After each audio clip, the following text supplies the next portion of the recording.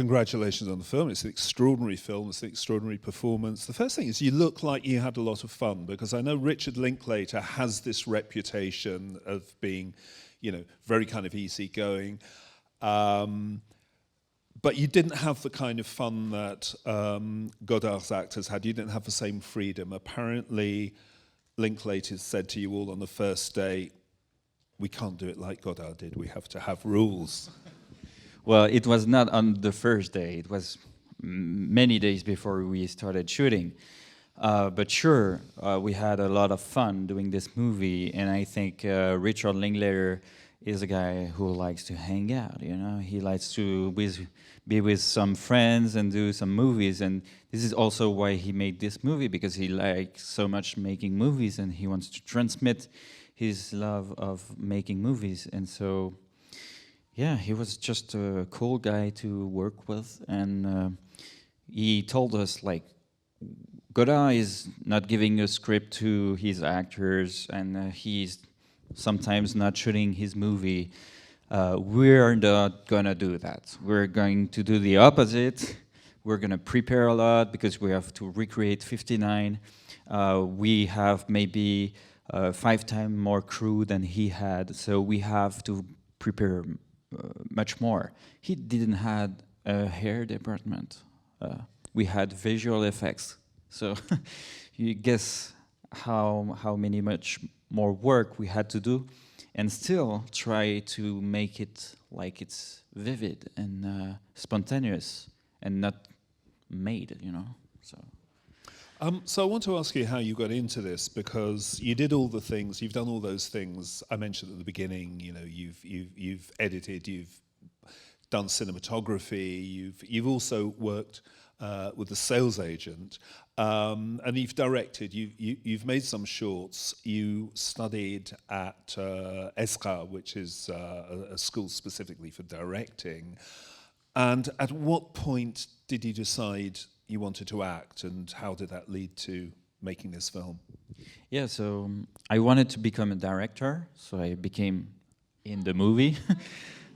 Not yet actually for a feature film, but so I wanted to know what people are doing in doing a movie. This is very obscure. You have tons of people working in a movie and you don't exactly know which one is doing what, and it's very confusing for somebody who's never worked on the movie set or in distribution or in production.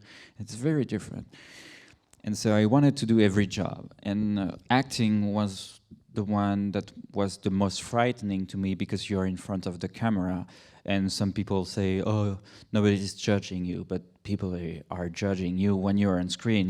They are saying to themselves, I believe him, I don't believe him, I could do better than him, or he's bad. And and so, yeah, it was frightening. And also I realized when I went to the United States, I did 1 year extra. I did 3 years in Paris and 1 year in the US with the same school, ESRA, that you mentioned. And I realized I was terrible at giving directions to actors. It's like you have a horse and you want him to go right, and you pull the left thing and he goes left and throws you out. But so I understood that it was not the language, like English, French, that was the problem. It was the logic of it. And acting is very different from directing. And so when I came back to France, I wanted to understand what it was. So I took some classes. But then when I got just the toe into it, I was just, okay, I like it. So I wanna do more and more and more. And so eventually, after doing 2 years of acting, I posted some pictures online and a video of presentation of myself, in the hope that somebody was writing some stuff that could match my energy. And Stéphane Battu found that video and those photos, and he sent me an email to offer me to audition for this project. And I thought it was a scam, because some guy is telling you, oh, you know, you're gonna play with Richard Linklater, and you're gonna play Jean-Luc Godard. He's making a bout de souffle, and yeah, it's all paid in black and white. It's gonna be cool, man. No, it's not. I'm an extra. I'm just in the background. I have no experience. I'm not a main character or an actor in any movie before, so it sounded like a scam. But it turned out it was real because I'm now here presenting you that movie. And I read the story that one of the things you did for your audition is you turned up, you wanted to make sure you had the right pair of dark glasses. Yeah, sure.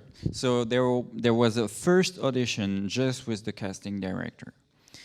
And I was doubting that he was really a casting director because he was alone in a warehouse with a small camera. So it felt like really some weird stuff, you know. But then 6 months later, this same guy calls me back and he says, okay, so Richard is going to be in Paris in 3 days and he wants to meet you. Do you still want to meet him? I said, of course. And so he said, oh, great. Here's 25 pages of text you have to learn for in 3 days. And so I said, okay. And then he told me, we're going to see you in between like 10 a.m. and 6 p.m. And so I thought, okay, he's going to give me my timing, and there's going to be like 20 Godards, and we're going to have 1 hour each, and it's like a test. They're going to pick like, okay, let's do scene 3. Oh, the one that didn't work on it. Yeah. So I worked on every scenes, but I didn't have the glasses that I had for the first audition. And so I called my friend, he's an optician, and I told him, I'm really sorry, dude. Those glasses that you gave me for that audition, I can't find them anymore. Do you have them by any chance? And he said, no, I don't have them. We looked into his apartment, and they were nowhere to find. And so he said to me, come tomorrow morning at my shop, I will borrow you some glasses, but those you don't lose them or I kill you. Yeah. And then I got those glasses and I got late to the audition because on that morning he had a plumbary issue, so he came like 50 minutes late. So I got to my apartment a lot late, dressed like Godard with the glasses, and I came like maybe 10 or 15 minutes late to like the 10 a.m. And I thought, oh, it's okay, there's gonna be other Godard, I won't be the first, and it's no problem. And so I went to the desk and I said, yeah, I'm here for the audition. And they say, yeah, they're waiting for you. Okay, so I took the elevator and I turned around and I saw 15 people staring at me like this, you know. Who the fuck is this guy?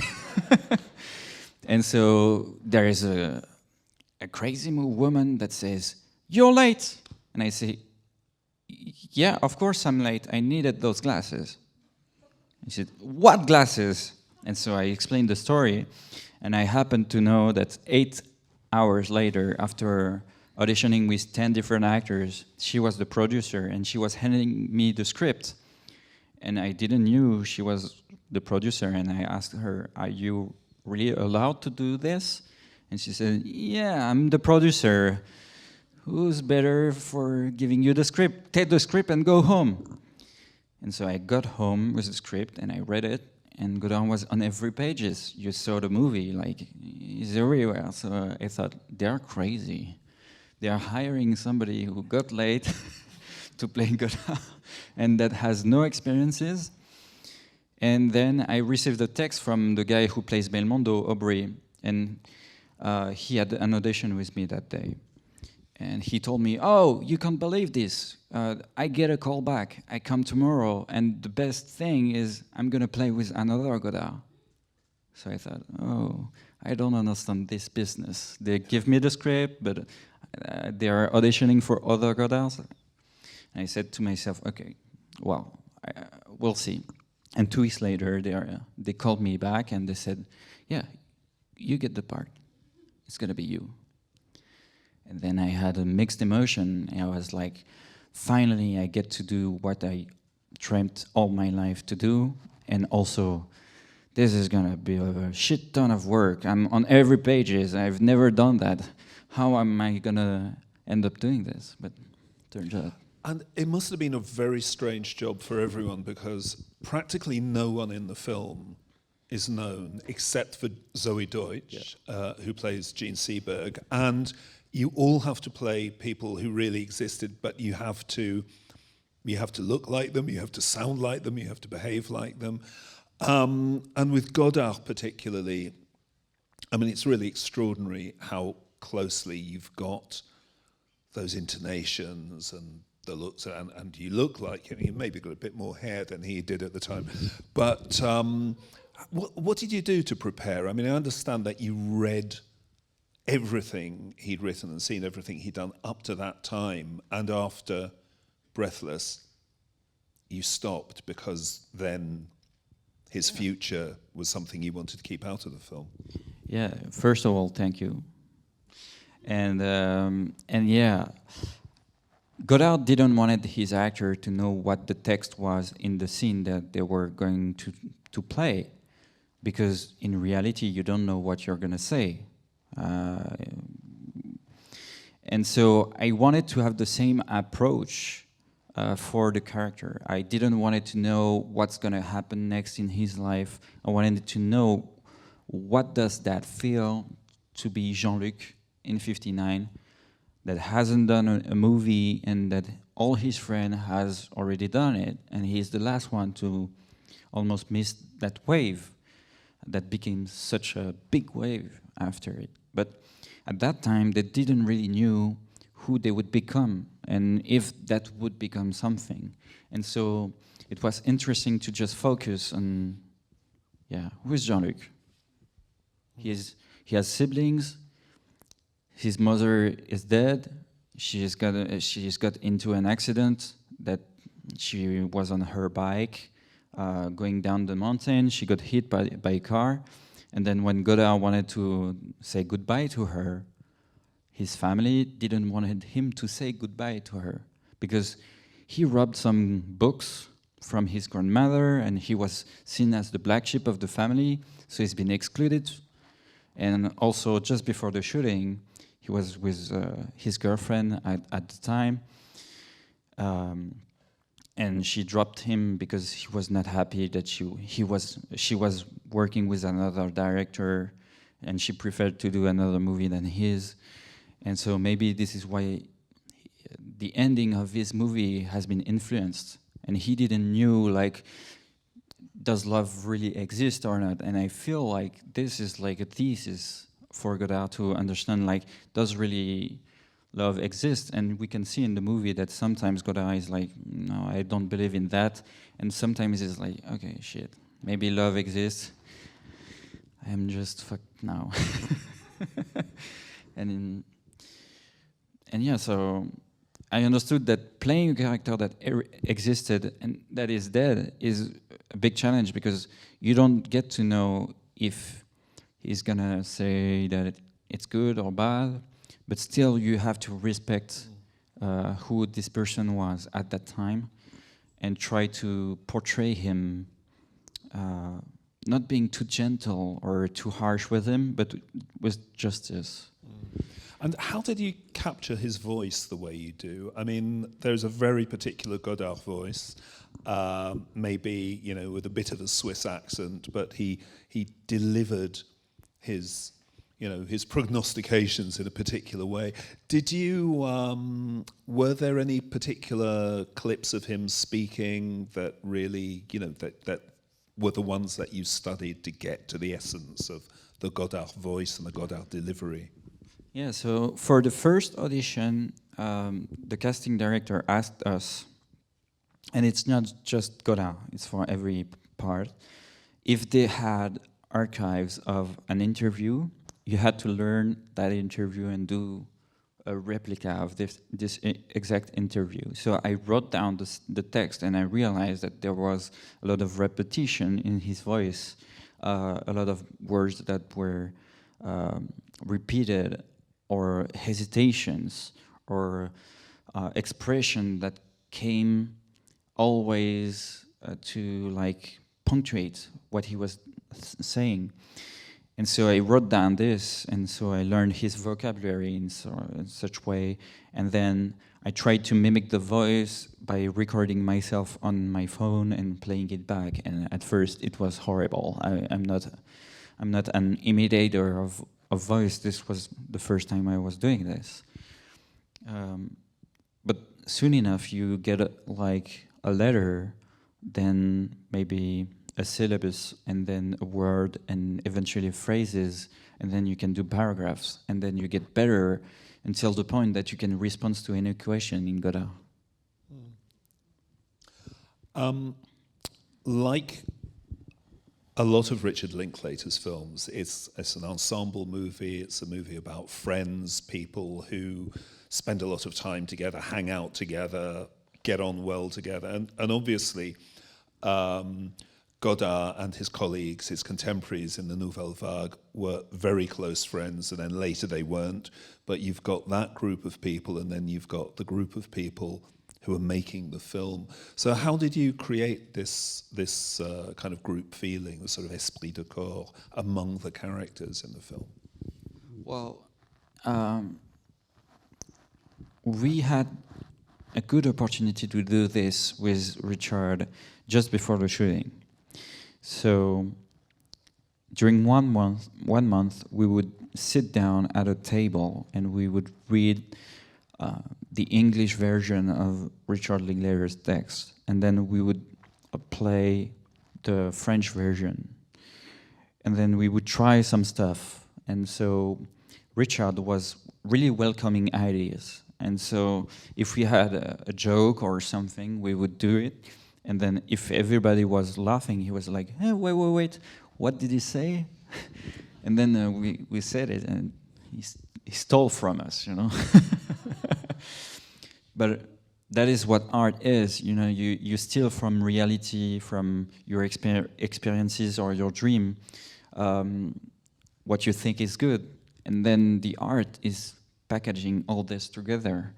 And so he also rejected a lot of our silly ideas. So, and by doing this process, he really built us like a connection to everyone, to understand that we were making the movie with him and not like making the movie he wants, you know. It was really making part everyone of this adventure, and not only the cast, but also the costume team, the set decorators, the cameramans. Everyone was included into that process. And he was also always asking us, like, what do you think about this scene? How can we make it better? Do you think we can do something else to this? Have we circled like all the ideas? And he really wanted to have us like express everything that we had. So we didn't have regrets on the set, and we knew what was the best version of it. And so we could aim to reproduce this best version on the set. I'm thinking about, you know, the difficulty of playing someone like Godard, who was so intense, apparently all the time. And, you know, we know he was kind of a clown in many ways and a comedian, but he could also be, you know, this very, very dark philosopher all at the same time. I know that you'd read a lot of his writing in Cahiers before, you know, while you were preparing for the part. How did you sort of absorb his mentality, or did you have to keep a distance from it, or did you let yourself be sort of possessed by the spirit of Godard in a way? I don't really know about this. I think this is maybe too... no, I don't know. I feel like by analyzing his voice, analyzing his vocabulary, and then I get his logic, you know? And so I just apply the logic. But then you said, like, we have this image of a very dark guy that is like... but I think this is like a distortion of reality made by the medias. Because what sells the most is like this character that is very like atypical and that is very different. So if he was doing something like extraordinary compared to what was done at this moment, then this would become like, oh, this is the definition of him. But usually when I was meeting people that really knew him, told me like he was very humoristic and he had a lot of humor. And then it's also because of all the people that surrounded him and made him like he was the god, living god of cinema, or he became like a cult without asking it, you know? So then those people that were the following made this museum figure that he became. But as you can see in the movie, a lot of people that knew him told me that, oh, with that movie, we really find him back. So I guess this is maybe closer to the reality of Godard than what we have been shaped to think. Okay, well, there is a microphone going round, and we have time for some questions. So, and I can see one right there.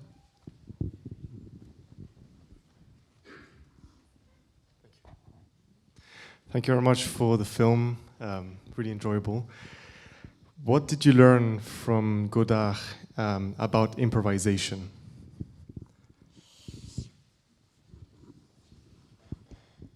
What I learned about improvisation about Godard is that it's something that he grabbed a long time ago and wrote it into his notebooks, you know? So it's not improvised. It's not like, oh, I just think about something and now you're gonna say that. No, it's once I heard something and here this is written on my page and I think this dialogue right now makes something interesting. So there is a part of preparation into his improvisation that has not been told to people because it's so much sexier to think like he's just downloading the genius from the sky, you know. But yeah, every genius are like that, I think. They are prepared so much that then they know where the color are and so how to express them quickly, you know. Okay. Oh yeah, go ahead. Hi, thanks so much for being here. It was a real delight to be able to see you in real life and also you on the screen. I think my question is, like, it's an American filmmaker making a film with French actors about France, and your dream was to be a director, but now you've obviously succeeded as an actor. What are your dreams for yourself in the future? My dreams are to keep being part of cinema and hopefully be able to choose only projects that are good. But still, I think getting onto an adventure in cinema, you don't know what the project is going to end up. You can have an idea, but you don't know. It's just like, do you want to be part of this, you know? Like, hey, there's a party going up at that place with that friend. Do you want to come? It's just like, do you say yes or do you stay home? And I want to say yes. Yeah, please. Yes. Wherever you are. Can't wait to see First, the maybe I will say yeah. something about myself, because my question will be a little bit technique. I was involved in, by the way, with Kieślowski. I was lucky to. Do you know the name Kieślowski? Trois Couleurs and Ten Commandments. Quite no. Kieślowski? Kieślowski, yeah. Chris. Yes. He was in collaboration with French. And I'm curious about how many crew you had when you were shooting this film, roughly? Guess? 40, 50? 50 to 70, depending that day. When I was shooting film, 12 film, by the way, we were about 30, 40 maximum. Now, new technique, amazing, much high, about 50, 70. And when Godard shooting, I've seen maximum 12 people, 10, 12 people. Yes, 10, 12 people. And no light too much, just No, yeah, light. exactly. And this is why it was so easy for them to shoot very spontaneously and try to grab reality like that. And the big challenge that we faced was this. We had a bigger crew recreating that era, and still we wanted to keep that spontaneity. And so we had to work a lot more, and we couldn't like refuse to work one day. You had another question, no? I had, sorry, what was your, because you were a photographer, what Yes. was your favorite camera? My favorite camera? The one that I know the best. Because when you know your camera the best, you can do the best images. Yeah, and something with Godard, I have similarity very little, because he was born on the 7e arrondissement. I was living 1 year in 7e arrondissement in Paris. Nice. Thank you for sharing. Okay. Down there, and then right behind you. Thank you very much for the film. You're making a film about making a film. And I'm just wondering, I mean, they didn't know whether the film was going to be good, it was going to be great, or it was going to be a flop. Did you have some sense of how it was going to land with audiences as it has? Well, from my past experiences of working in distribution, I used to go to different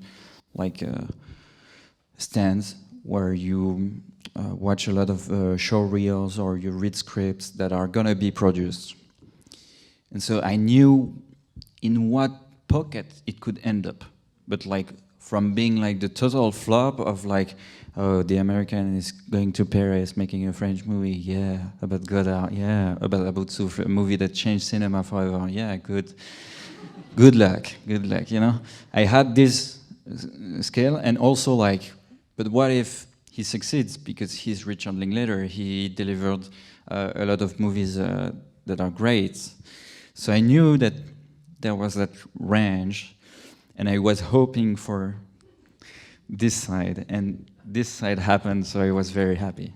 But when I was reading, and when you're doing a project as an actor, you can't doubt that you're making a bad movie or a good movie. You have to think this is going to be the best movie ever, because otherwise you don't do your best. So my hope met my expectations, and so I'm very happy about that.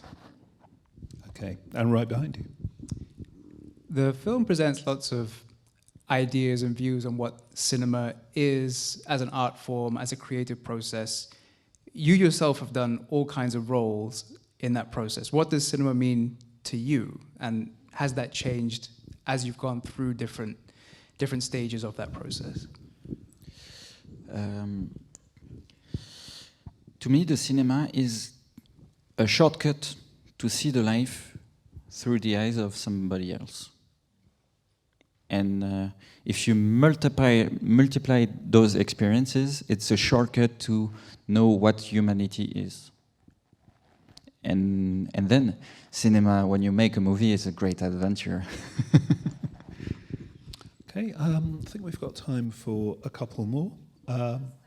Okay, just one more then, down the front then. Who was it? Yeah.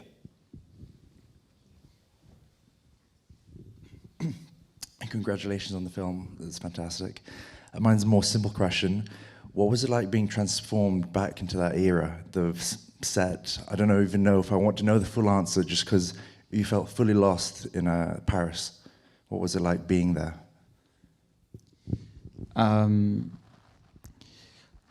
Going to the set every day felt like we were going through a portal, and we were thrown back in '59. You know, they put those cars. People were dressed like people from that era.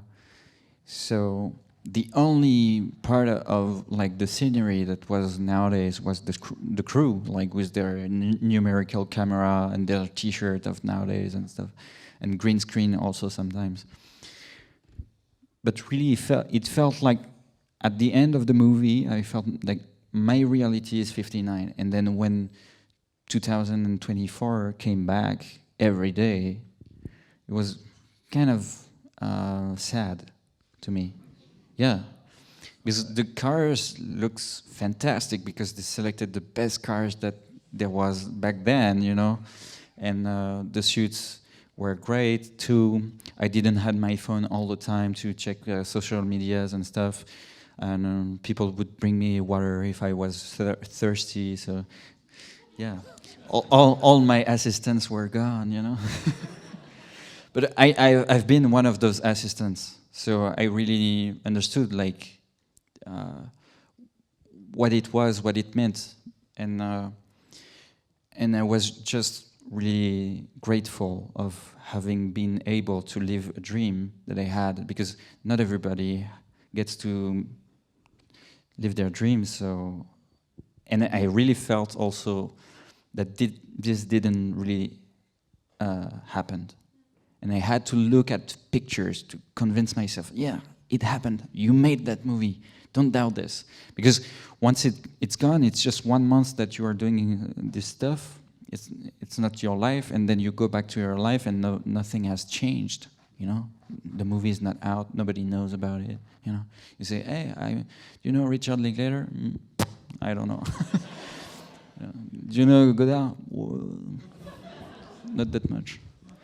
And you say to people, "Hey, I'm Jean-Luc Godard," and they say, "Yeah, you know, it used to be people to say I'm Napoleon, but now it's Godard." You've already made another film. You're in Couture by Alice Winocourt with Angelina Jolie and Louis Garrel, who also played Godard, of course. De Godard pour le prix d'un. And what else are you planning now? Have you got more in the works? Yeah, I shot a short film with a really talented director, and I'm playing a director again. And also I'm reading a lot of projects, and some people send me on Instagram their projects or by my agents. I'm doing a lot of auditions, and I'm really curious that what's going to happen next. Yeah. Good. Well, so we look forward to seeing more of you. It's a fantastic film. Congratulations. Thanks very much for coming tonight. And thank you for everyone. coming.